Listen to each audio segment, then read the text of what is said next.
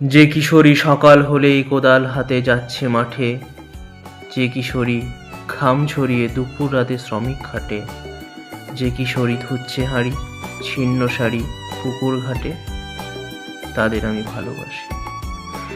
যে কিশোরীর কালো শরীর তাই বলে মুখ করছে নত, যে কিশোরী চেহারা জুড়ে ব্রণের দাগে কালো ক্ষত, যে কিশোরী বাপ মা হীনা অনাথ হয়ে অভাব যত, তাদের আমি ভালোবাসি।